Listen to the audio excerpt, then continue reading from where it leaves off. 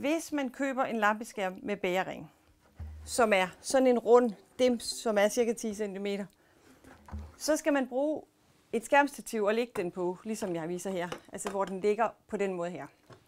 Og fordelen ved at bruge sådan en skærmstativ, det er, at du kan både regulere i højden på skærmen, og du kan regulere, så den ikke sidder skævt osv. Men når man skal vælge skærmstativ, så er der en udfordring, som rigtig mange støder på, og det er, at der faktisk findes 2 forskellige skærmstativer. Der findes et skærmstativ, som er 40 mm i diameter i bunden. Det er det skærmstativ, som jeg viser jer her, og det passer til sådan nogle fatninger, hvor der ligesom er riller, og hvor der er det, vi kalder omløbsring på. Det er skærmstativ, som bruges til de her lamper, som er lamper, hvor vi har en lidt ældre fatning med det, jeg kalder en glat kappe, eller i hvert fald som udgangspunkt, hvor man skal skille den ad på midten, og hvor I ligesom kan se, der sidder sådan en recess hernede, og der er ligesom ikke mulighed for at sætte omløbsring på her. Der skal skærmstativ ned og sidde hernede imellem, sådan her i stedet for. Og derfor så er diameteren på det her skærmstativ ikke den samme som på det her. I kan godt se, de er ikke samme størrelse, de 2. Og derfor så er det, at man ligesom skal være opmærksom på, hvordan ser fatningen ud. Og altså fatninger, som er det, vi kalder en E27-fatning, de kan enten være sådan her med omløbsring, så bruger man et 40 mm skærmstativ. I vores system hedder det 20194, det er varenummeret.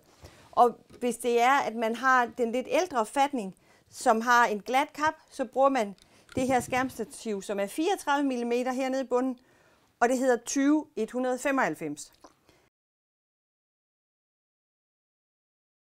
Når man nu har fundet ud af, at man skal bruge sådan en skærmstativ, som skal sættes ned imellem her, så er der nogle gange, at man har den udfordring, at man ikke kan skille fatningen ad. Og det handler altså ikke om at bruge kræfter. Det handler det om, at man skal ned og finde, der sidder en lille børnesikring inde i sådan nogle fatninger. Og det betyder, at hvis man lige får trykket den der lille, nu skal I bare se, hvor jeg kan, den her lille pæl ned, så kan den ligesom gå forbi her indeni, for ellers så støder den mod de her dimser.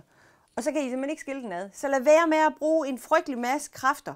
Find den der lille pæl og tryk den ned. Måske hver 2 til, og en drejer og en trykker. Fordi så ødelægger I ikke jeres gamle fatning. Altså når man nu får leveret sit skærmstativ, så skal man have det samlet. Og det kræver, at man lige gør sådan det, at man sætter de her plastikdividutter ind her. Bum. Det er egentlig rimelig simpelt. Og så sætter man den ende her, hvor der er gevind, den sætter man i her. Bum.